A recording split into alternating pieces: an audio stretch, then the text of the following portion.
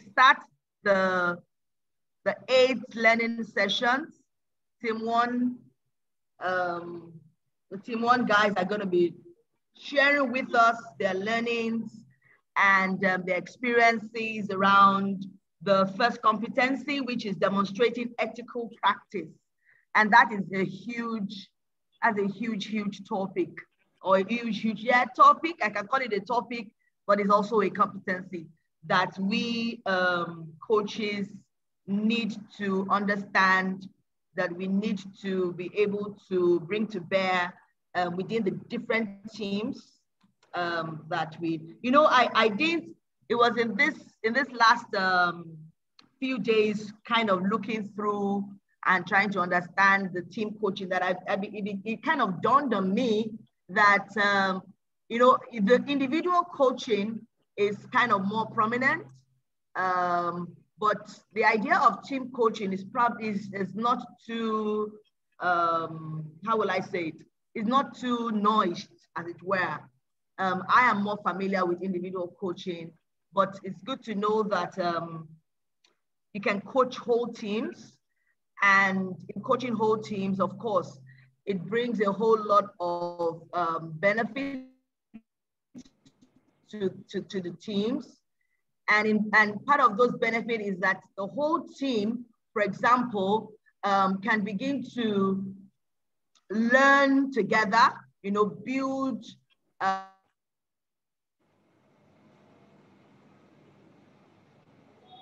trust more within the teams. It also would, amongst other things, begin to create a collective, what is called where teams learn to people, the different personalities, the different strengths that each person in that team brings to bear. And when everyone together is learning and growing, then it makes teamwork much more easier. Yeah. So we're going to be learning powerfully from Team 1. More members of the Team 1 group are coming, have joined us. So Tolu, Kausara is not yet in. I see Buki. Grace is not yet in. Okay.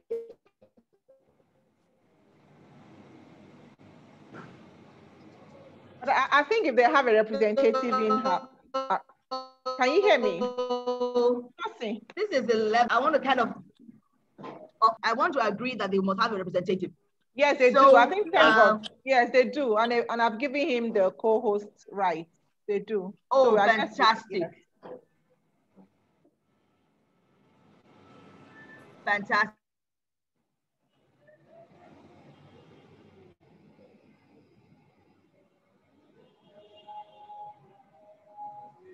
All right, so let's get very straight into it so that we can maximize the time, and then we can have other people share and ask questions.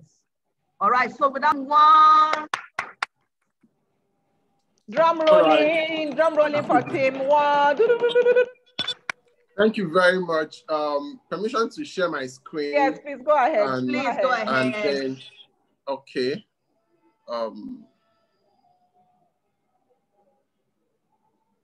So can you all see my screen? I'm using my phone. My laptop is down. So if you can see my screen, please indicate. Yes, clear. All right. Okay, so for tonight, we are talking about... very clear. All right. We are talking about demonstrating ethical practice presented by Team 1 under the HR Gems Coaches Network. So thank you for this opportunity. I have to thank my group members too for allowing me to present. So my team members are Olubukola, Jude, Tolu, Kehinde, Kosara, Ayodeji, Uju, Odunayo, Grace, and then thank God. So and we're talking about demonstrating ethical practice. But before we even get to that, we are going to be starting with team development. Because under team development, there are a lot of modalities that are actually attached to team development. So I'm going to be sharing a story to buttress this point about team development. And sorry, we have Manchester United here as the team. Maybe the presenter was but I'm going to be using Chelsea. Chelsea is actually one of the most popular clubs you have now in the 21st century in Nigeria, in Africa, that you hardly can see someone that doesn't support Chelsea. But something interesting about Chelsea is that they were a team that was not known before. Before 2000, Chelsea was not known. They were not doing anything fantastic in football until we had someone come take over the team. Someone bought the team, Abramovich. He bought Chelsea and then laid out a plan for team development. He had a plan for team development. And in our section today, all the various modalities were in place for what the team development for Chelsea will be like. So you have the various team developments, you have team coaching, you have team building, you have team training, team consulting, team mentoring, and team facilitation. So, but the first thing amongst all those modalities is actually team coaching. Team coaching was the first step. And one of the person they hired for that team coaching was the popular Jose Mourinho, who actually had to implement other modalities. And this will lead us to the point to actually point out that team coaching is different from other modalities you have. So team coaching is different from team building, from team training, from team consulting, team mentoring, and team facilitation. All of these things actually work hand in hand to give us a good team team development. So what is team coaching? According to ICF, team coaching is an experience that allows a team to work together towards sustainable results and ongoing development. Towards sustainable results and also an ongoing development. So you're still using my case study, Chelsea Football Club. They had the first 10-year plan of what they wanted Chelsea to be, because Chelsea before couldn't compete with some other teams like Man U, Real Madrid, but they came up with a team development and they had these various team modalities. So in organizations, in places we find ourselves, we see people that come up with a blueprint of what they want their team development to be. So, but what ICF is trying to make us understand is that in this team development, there are a lot of modalities that need to be in place. So you cannot effectively develop a team if you don't have these various modalities in place. So, and that is what we are trying to emphasize tonight. So team coaching alone cannot do it. As a team coach, you need to understand that you cannot do it. And one of the modalities I would love to point out is team consulting, because this involves where you now involve some experts to do some things for you. As a team coach, you need to understand where you need an expert for a particular thing. Like maybe we need to achieve this particular result. And as a team coach, I'll be needing a consultant to help me bring up this. So because the whole goal is to make sure that we attain that goal of what? Team development. So another definition of team coaching is a direct interaction with a team intended to help members in the coordinated and task appropriate for their collective resources. So everything the team coach is doing, like I pointed out before, that there are various modalities and they are different. That's one thing we need to understand, that team coaching is different from team building, from team mentoring, but they have one target, to make sure that we have that goal of team development. So it's important that we should have pointed out these various modalities in team development, because for a team to achieve their team development, all these modalities must always be in place. They are different, they have their different purposes. Like I said, team facilitation, team mentoring. I won't go ahead to define all of them because we are still going to where our main point is, but it's always pertinent that we point out that these modalities must always be in place. And another point to actually note is that in all these modalities, there are some of them that the team coach can always fit into. Like team mentoring, a team coach can involve in team mentoring. A team coach can involve in team building and team training.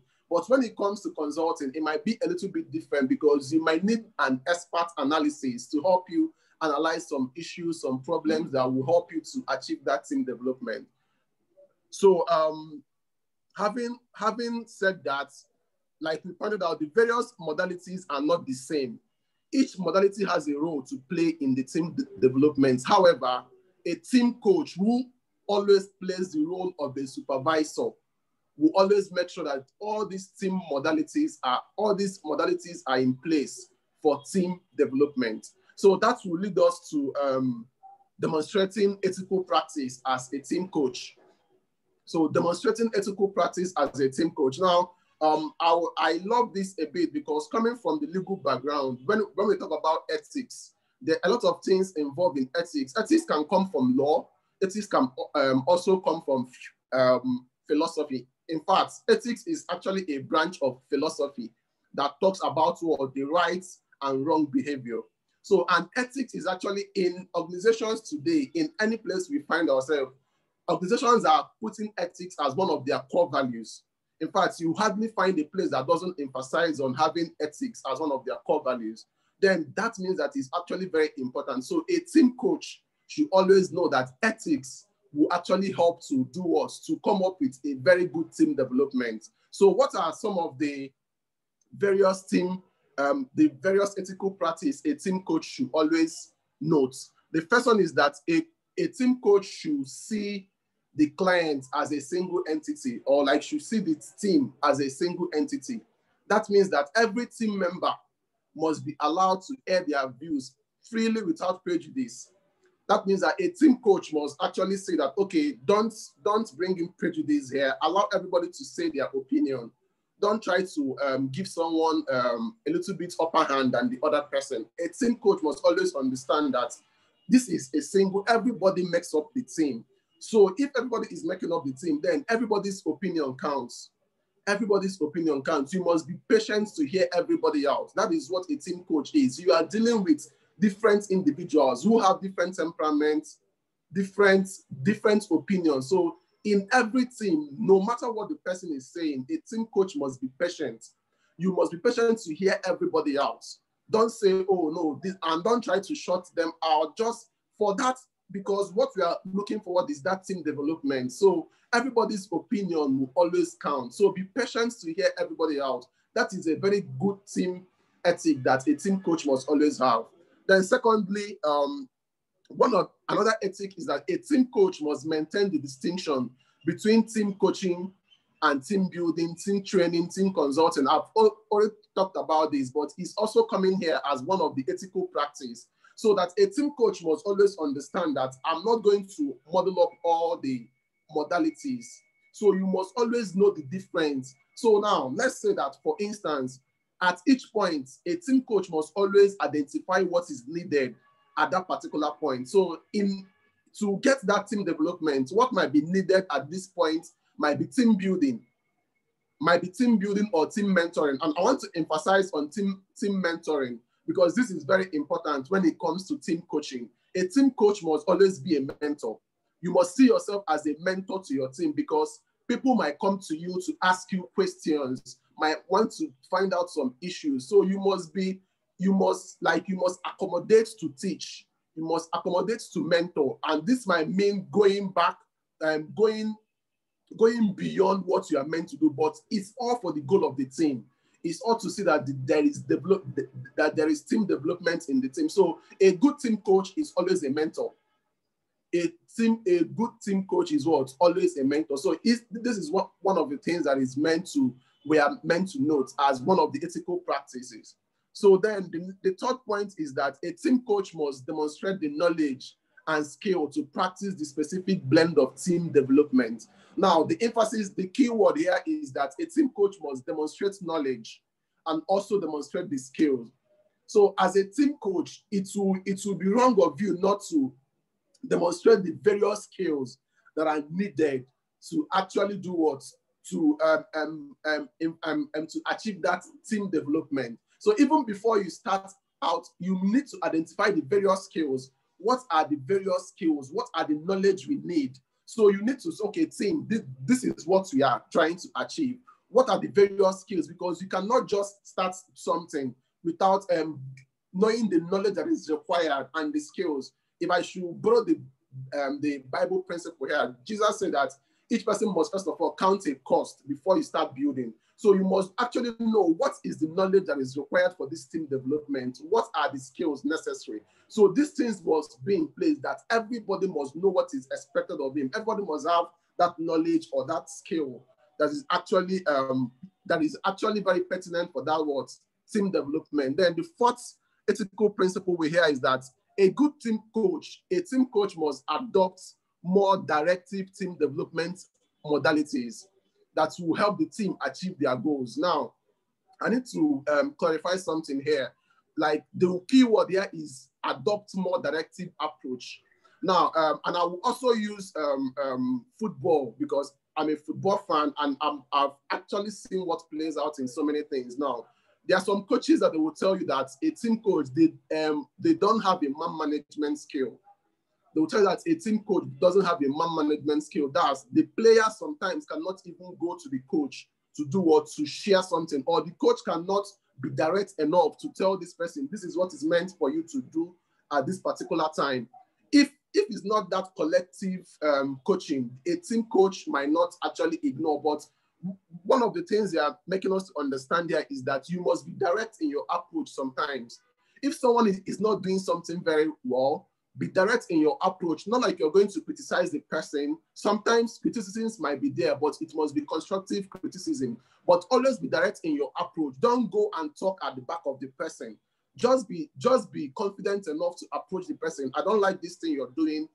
You can do it this way. What about doing it this way? So a good team coach must always be direct. So it's always bad that maybe I did something bad and I'm hearing it from someone else that I did something bad. Actually, a good team coach should approach me, tell me, okay, this is where you're flopping, this is where you're not getting it right.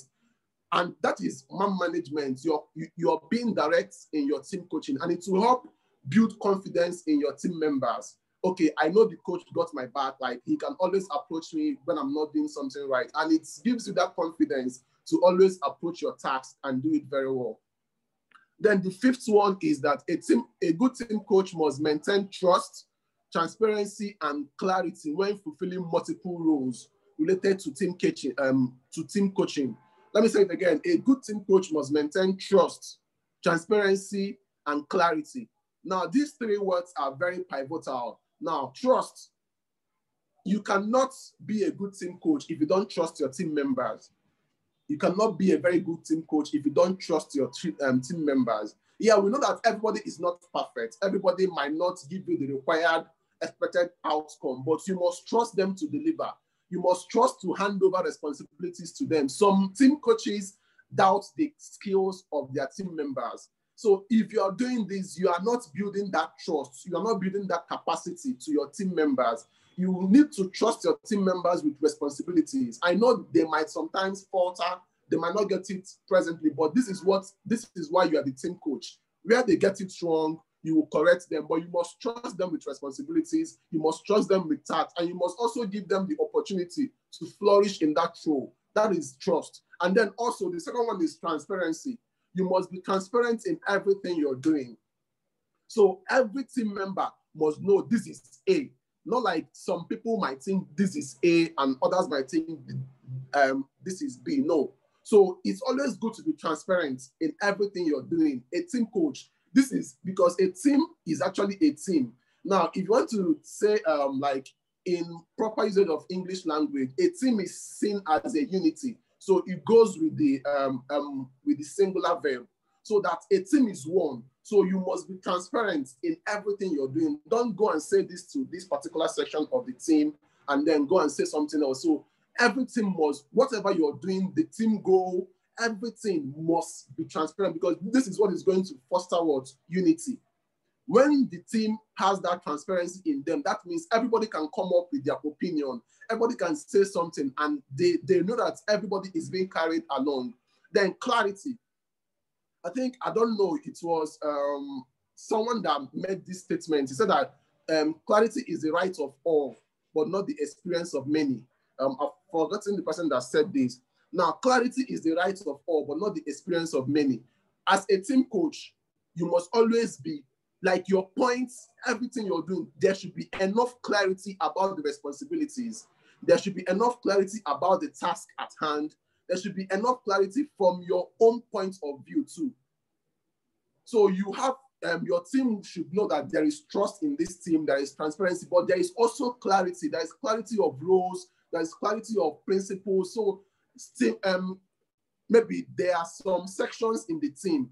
There is clarity of roles in the sense that team A will not go and do what is expected of team B. So a good team coach will give clarity. It's like a football team that there is clarity of positions.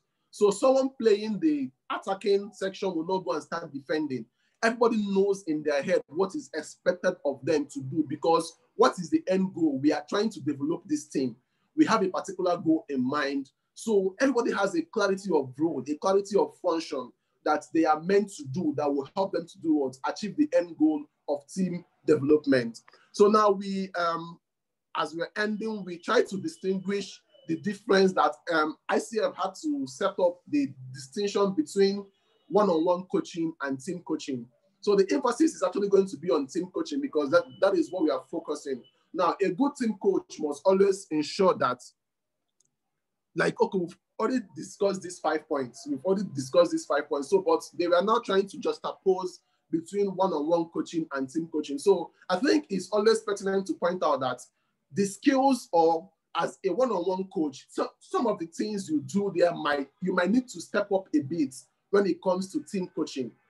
You might need to step up a bit because you are dealing with different people of different temperaments, of different things. So what is expected of you in one-on-one coaching, you might deal one-on-one, know some things, but in team coaching, a lot of things are required of you. And that is why we pointed out the various modalities we had. Remember, we talked about team mentoring, team building, team training, team facilitation, team consulting, and itself team coaching.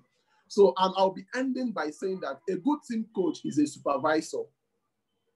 He plays the role of what? Supervision, to see that all the various modalities are always in place to do what? To achieve that team development. So like now, a coach is not the person that is going to do the task, but a coach will supervise. He's going to make sure that everything he has taught, everything he or she has pointed out is carried out to the last. So one important quality of a good team coach is that you must have that word, supervision. Like, you must always supervise your team. Make sure that everybody is doing what is expected of them. Remember, we said that you shouldn't model up or try to confuse the various team modalities, that will help you to achieve team development. They are different. Although at some point, the coaches might play different roles. The coach might play the role of a mentor, of a team builder, or put out some training and everything. But every modality is required for that team development. So going back with how I started, I said that, like I said before, that Chelsea Football Club was a team. Like, if you hardly can see any person now that doesn't support or like Chelsea. But I said before, it was not so. Before the year 2000, nobody knew Chelsea, but they came up with a team development blueprint.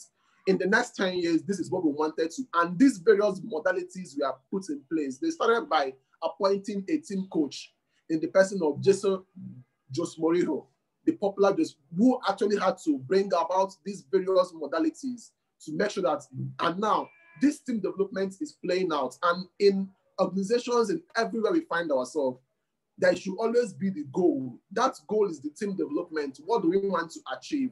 And then what are the various modalities that we are going to take to do what? To achieve these things. Then it is always important that a good team coach must do what? Apply these ethical principles to make sure that there is what? That the team development, that the goal of the team development is achieved. Because without these ethical principles, then it's going to be it's going to be difficult trying to make an impact in the team. So in conclusion, we are trying to tell you that a good team coach, a supervisor, but must always do what? Apply these ethical principles to see that there is team development, that the goal of the team development is achieved. So I still have some other, some of my members in the group. So please, if they want to say something, and then we will entertain questions. So thank you very much for this opportunity to present to you all. Thank you very much. Thank you very much. Thank God. Thank you so very much. Well done. That was a good one. Fantastic. Short, sharp, straight to the point. Thank you. So Team 1 members, you still have another, say, 10, 15 minutes. So let's hear you guys complement what thank God has shared with us. So a few things that I picked and I noted, a good team coach should be direct in his dealings, should build trust and ensure that he trusts his team members.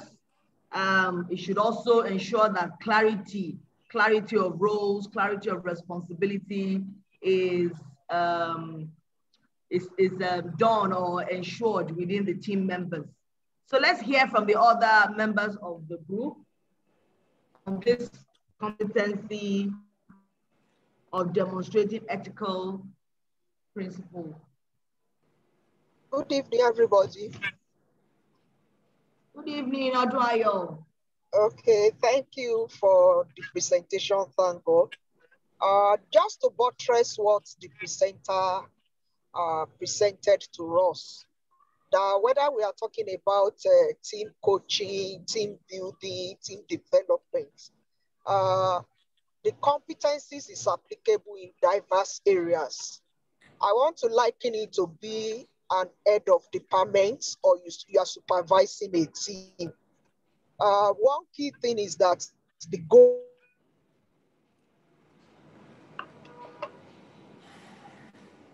that we are all pursuing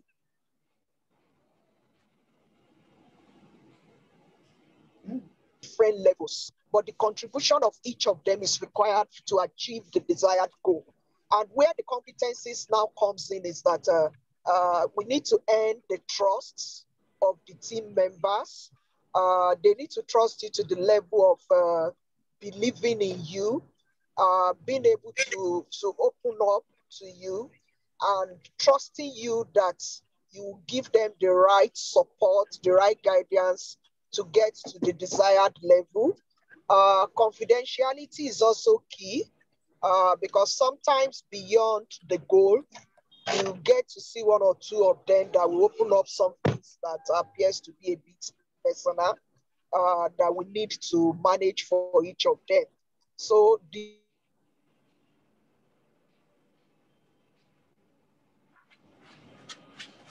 and it requires the head of the team to be able to play diverse role. The role of a facilitator, a mentor, because you need to use each of these skills at different times to solve different problems. Thank you. Thank you so much, Adwayo. Thank you. Thank you for the addition. Any other team one? Tolu is speaking up. Thank you, Tolu. Good evening, everyone. Thank you very much. Thank God for that, and Oduayo for the addition. To add to what they have said so far. Tolu, you didn't thank me. Who? Sorry. Thank you, Tosi. No vex, eh? All right. No, so in addition to what everyone, in addition to what has been said so far, let me take it up from where Oduayo stopped. So in the event that the team coach is external of the team, in terms of where the team coach is not actually the supervisor of the team, the team coach is still seen as the supervisor, but like an external person that comes to work with the team. And therein, there must be some form of engagement between the team and the team coach. And it is during this engagement that the team coach has to specify the different roles that has to be implemented for the team to enhance the team development. That's one thing I wanted to say. And then if the team supervisor on his own, so if it's internal and the team supervisor on his own needs to partner with other team development experts. So for example, the team needs training and the team supervisor is not able to do a particular training in that area. He has to partner with a trainer or a facilitator somewhere, to facilitate that training for the team. And it is also very important that the team coach is able to clarify the different roles that he or she is knowledgeable and skilled to perform during the team development. So it's not all team coaches that actually have all the skills to perform the mentoring, the facilitation, the building, and all of that. It's not all team coaches that have it, even though it is good to have a blend of the different team development modalities. So, and so I just thought to add that. Then in addition, when we talk about adopting more directive team development modalities, this is when we're talking about a directive approach. It is only done when you want to bring to awareness some growth areas in the team to help them understand the team coaching process. So for example, you have identified some positive or negative team dynamics that are going on within the team. And so you're introducing new ways to move the team forward. What we are doing is broadening the team's perspective so that they will be able to see the new ways that you're introducing. So here may not even include questioning, but when he says a directive approach, you're actually telling them, or what needs to be done in that area because they need to grow in such areas. So you may maybe recommend a book and tell them to go and read and then come back and say, okay, what have you learned from this book? Let's do a book review or something like that. So that's a directive team develop. So the team coach is more directive in that area where he sees that they need to grow in some particular things that have been identified. And when we're talking about maintaining trust, like Odwayo said, it's not just about the team coach trusting the team, but the team also having trust. So trust is both ways, and there's transparency and clarity when fulfilling the multiple roles that are related to team coaches. So the team knows that if I need to come to you as the team coach, then they have you there. If the team knows that you can also act the role of the team mentor, they understand that in that specific area, you can mentor them, in that, because a mentor is usually like an expert in that area and you're professionally helping them to grow in those lines. So I just thought to add that to what has been said so far. Thank you. Thank you so much. Thank you so much. Sorry, Tosi, can I make a comment, please? Thank you so much. Please Coach. go ahead. Yes, thank you so much for that clarification. And thank you, Odwaya, as well. Because I was also beginning to wonder, where is the line between the coach and the mentoring? Because thank God spoke extensively around the coach also becoming a team mentor. And I was really finding it a bit difficult to understand that line between when a team coach switches to a team mentor. And I think Coach Tolu did justice to that by clarifying the fact that there might be need for the team coach to be directive. And it's at the point where you're directive that sometimes you might have to wear your mentoring hat. I think that's a very good one. Thank you so much. It really does help to provide for that clarification for me. Thank you. Thank you, Coach Tolu. It did for me too. And thank you, Coach Odwayo. Any other comments? Group one, team one, group one. You guys are doing very great. Thank you for starting this on a very high note. So any more comments from anyone from that team? So questions? So there's a comment from Kenny. Okay. There's a comment from Kenny. She said our audio isn't working and she's typed it in. Okay. I'll go ahead and read it out. In addition, each team coach must also treat each team member without bias and ensure clarity of purpose to give direction to members of the team. And I think for me, this is also where it gets really, really interesting when, even though you are coaching teams, there is that need for individuality as well. You need to be able to spot their strengths, what are the areas of opportunity, and be able to harness it across the entire team.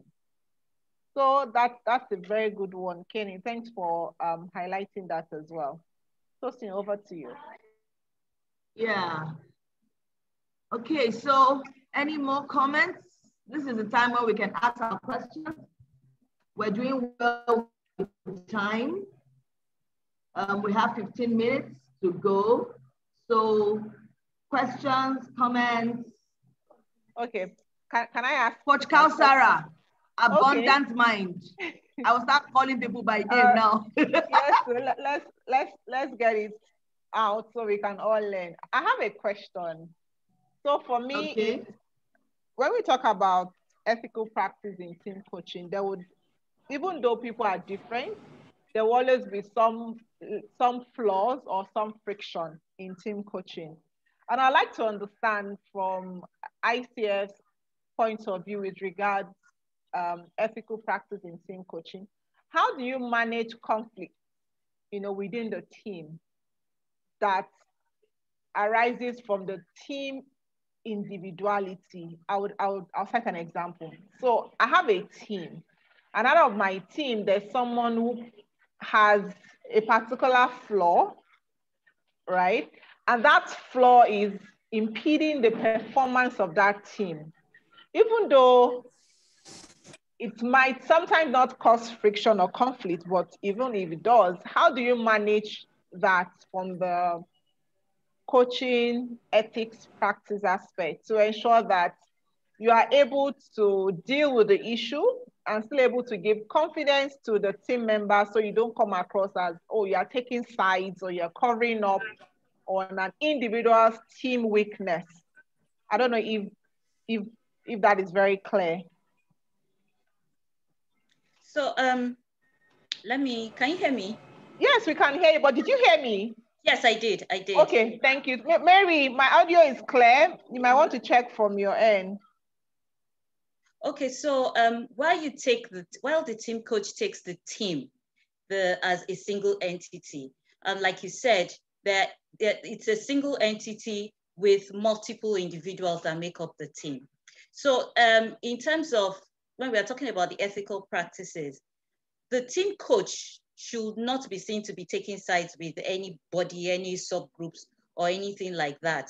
You should be open to, to emerging sessions and conversations as the team develops.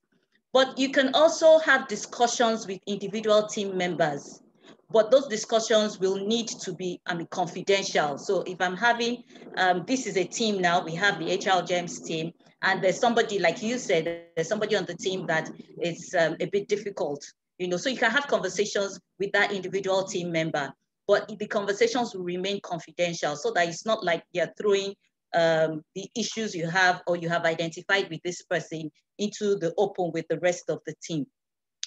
And you only need to, it has to be confidential. So there's room for individual conversations as a team coach when you notice any of these behaviors that you think will be affecting the whole team. Thank you so much, Coach Tolu. Thank you. That was awesome. We have a question from KG in the chat box. It reads, how does the team coach manage the team lead in the coaching process? Anyone from group 1 or team 1? Who wants to help us? Anyone wants to help? Oduayo, your thoughts? Phenomenal woman. Sarah here. Hello, please, can you please repeat the question again? Okay, let me read it out again. How does a team coach manage the team lead in the coaching process? Good evening, everyone. This is Sarah here. Good evening. Good evening, sis. Happy Valentine. Thank you for having us. I think the question is a bit tricky, but this is how I want to approach it. So for a team lead and a coach in a team coaching, I think there should be an agreement and engagement beforehand. So even before the team coaching starts, there is an agreement. So they know the terms of engagement. They should understand everybody's responsibility. So the team coach, the team lead responsibility and the team coach responsibility will be clearly stated. And that will even be defined or even explained to the entire coach even before the beginning of the session. That's the little explanation I can give to that. Thank you.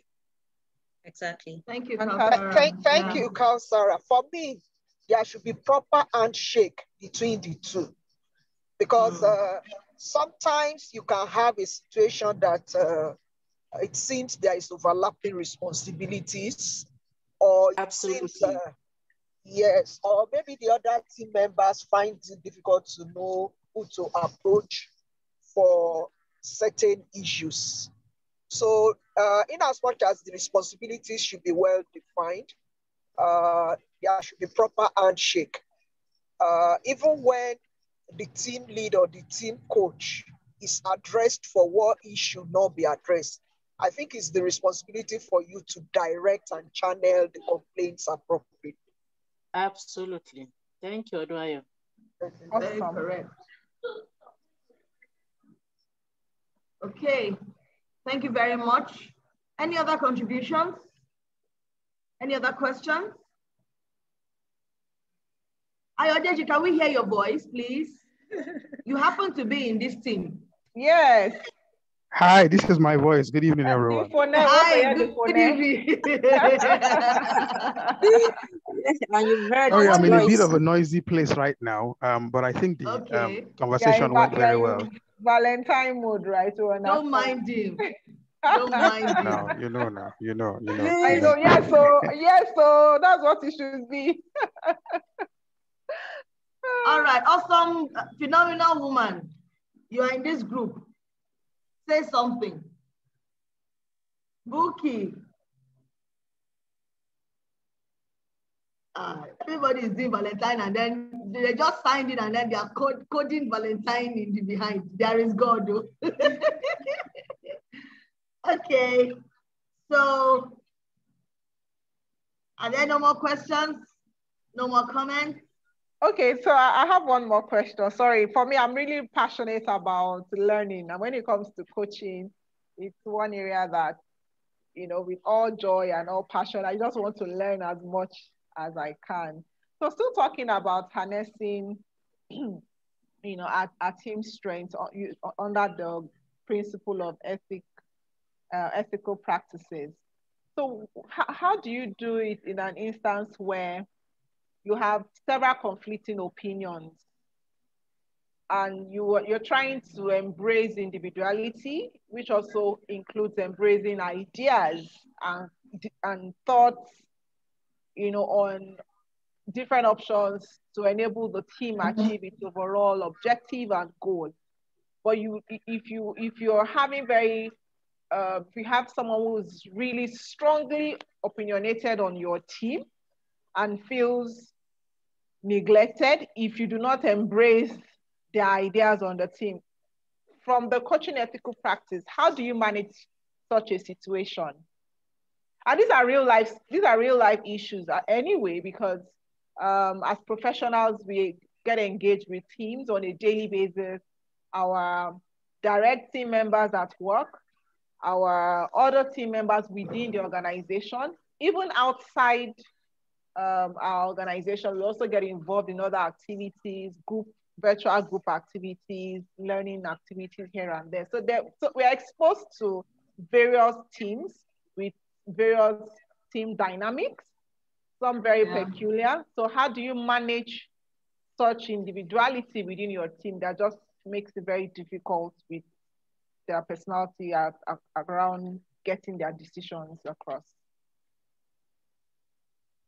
Okay, let me say something here. All right. Yes. Okay. So many more. Okay, I'll allow Ayodeji. Since my head is placed. Okay, let me try. Let me try. Okay, is that Ayo? Okay, Ayo, go ahead, please. Ayo, please go ahead. Ayo, you wanted to say something earlier. Ayo is still in his coded. Oh no, that wasn't me at all. It wasn't me. Oh, okay. Was it Tango? Tango, was that you? Yeah, it's me. Oh, okay. Please go ahead. Please share your thoughts first. Okay. This is my own humble opinion, and from what I've seen team coaches do. I feel like a team coach should always accommodate opinions of people. Like the team members should always have this trust that the team coach will always accept opinions. He has an open policy that every opinion is actually welcome. But when it comes to making the final decision, if those team members know that, okay, this is my opinion, but after analysis, so a team coach should not just wave off an opinion at the first instance when it's coming in, but maybe after some analysis, then you yourself might even understand, yeah, this is my opinion, but based on this analysis, it might not be needed in this particular point or in this particular project. Then you will feel like, fine, my opinion was actually considered, but because some people can just shut you down and say, no, it's not needed. And that can stifle your growth or your creativity, in the sense that next time you might not want to bring up something that might benefit the team because you feel like it might not be welcome. But a good team coach should always try to accommodate all opinions. Let's, see how it goes. Then during the point of making the decision, then after analysis, then you know, okay, this is what the opinion, or this is what we are going to do. And then in that instance, even if your opinion is not taken, you don't take it personal, because you know, like in this instance, it might not really work out very well. So that's my opinion. Thank you. How, Sarah? Okay, thank God, thank you. That was spot on. I think the only thing I want to add is, even at the end of the day, we may have a team member that will not also agree with the general opinion. I think it's also talk to the type of team coach that we'll have in that for that team. So if you ask the right question, sometimes that particular person can see where his opinion is wrong. So it's not necessary to say, okay, your opinion is wrong. We can ask some few empowering questions around. So why do you think we should go this way?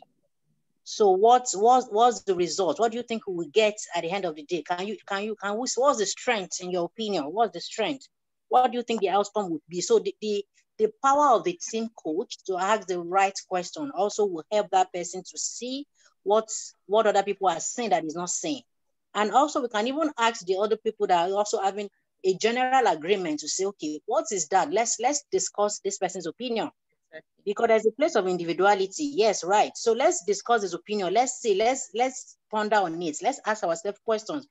Why not? If not, what if this is the only person that has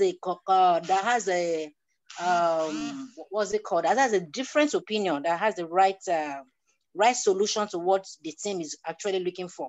So we can all as a group look at that different opinion and discuss it and see which one is right. So the right question can help that particular person to see either the right or the wrong in his opinion. Thank you. Yeah. Awesome. Any addition? Let me just add here. Let me just add here that, you know, at the beginning of the engagement, you're also letting the team to understand the modalities and what's to be expected in the process. Okay, so so that they can, I mean, that trust and handshake between the team coach and the team can come to play. And like how Sarah said, it is, I mean, through asking the kind of questions, I mean, if the person was just an individual and you were having one-on-one coaching with this person, and you know that, I mean, you have observed that this person is very strong. Maybe the person is a very high, you know, analytical, logical person. And, you know, sometimes even doing some internal self-reflection, there's some denial in doing all of that.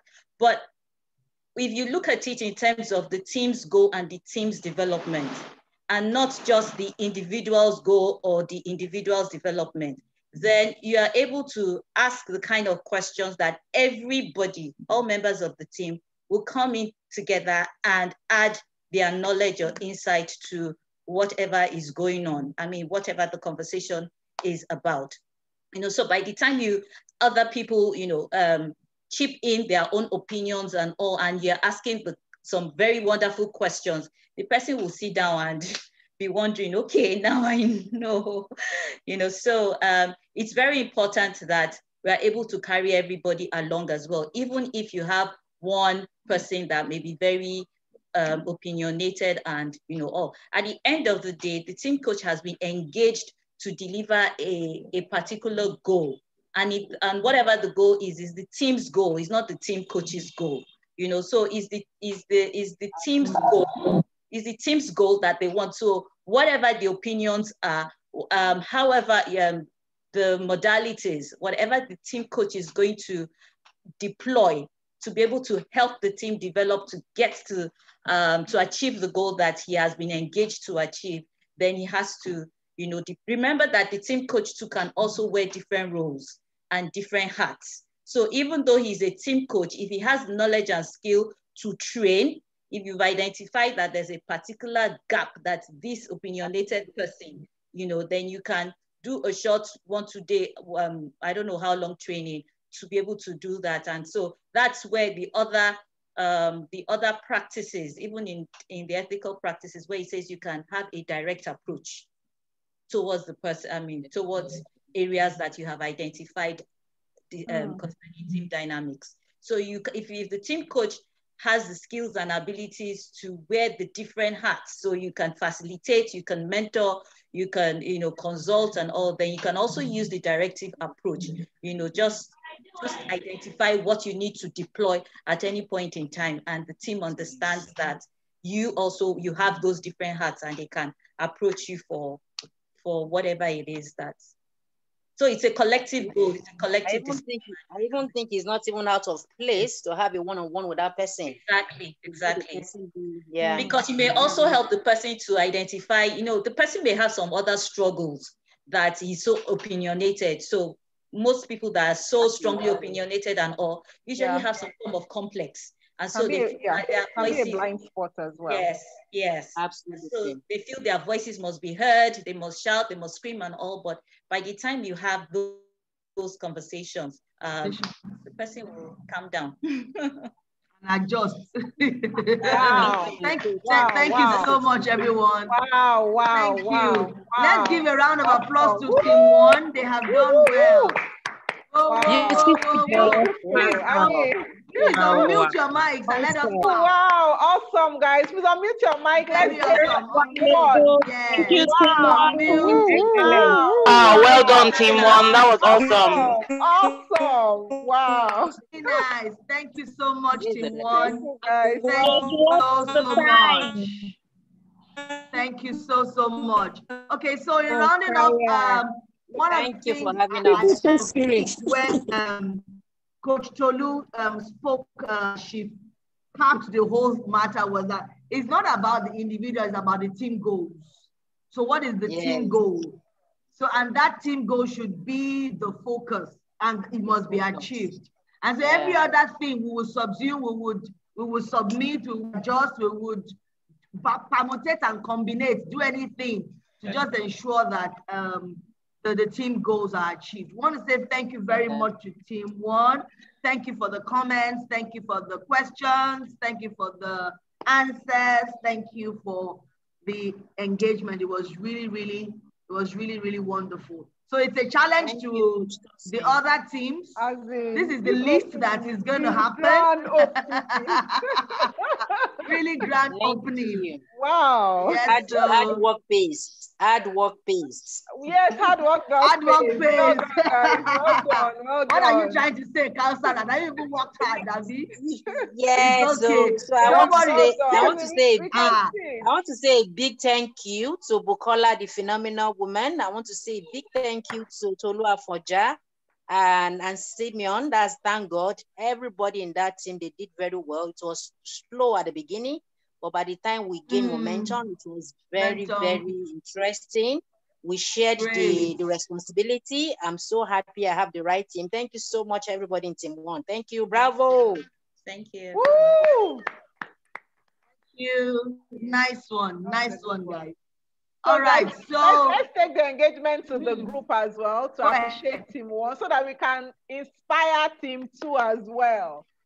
So let's take it to the group after the whole session. So they need inspiration.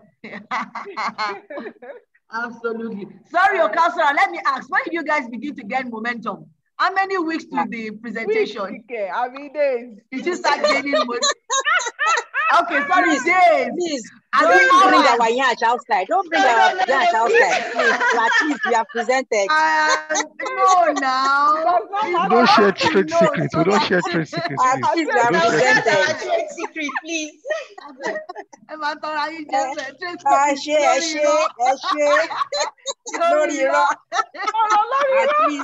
At least we deliver. We deliver. That's the bottom line. That's the goal. That's the goal. All right. With beautiful presentation slides. Fantastic. So we deliver. Awesome. Yes, they had a collective goal to deliver and they delivered. Yes, well done, thank you, Toyi. Team for Toyi. Thank you. Proud of you all. Okay. Okay. So you can thank you so much. Thank you so much. Do have a wonderful evening. Yes. Enjoy the rest of the Valentine's Day. Yes. And we would and have a wonderful week ahead. Yeah, let's take our learnings as well as we continue the week. Yes, let's take our coaching learning and let's imbibe it and utilize it on a daily basis. Thank you, everyone, once again. Yeah. Enjoy the rest of your Valentine night. Thank you. God bless. And Coach Lara, you are looking so sweet. You are looking so sweet. She's looking so red. She's looking so red and white. Ready in red. See her background. See that flower. Everything is just on point. Kemi Sola, welcome. Oh. You are here to share the grace. Kemi Sola is here to share the grace with us. I am so sorry. I just woke up. I'm so sorry. I can imagine. I imagine. Sleeping on Valentine's Day. I know. Lara, it can happen. No. After playing Johnny Go. I just want to have a me time. That's a me time. Kemi me time. Yes, it's okay. Okay, thank you. All right, good night, everybody. Let's check the Bye. Thank you. God bless you. Well done, everyone. Bye. Thank you. Bye. We'll share the recording as well. Thank you. Bye, everyone.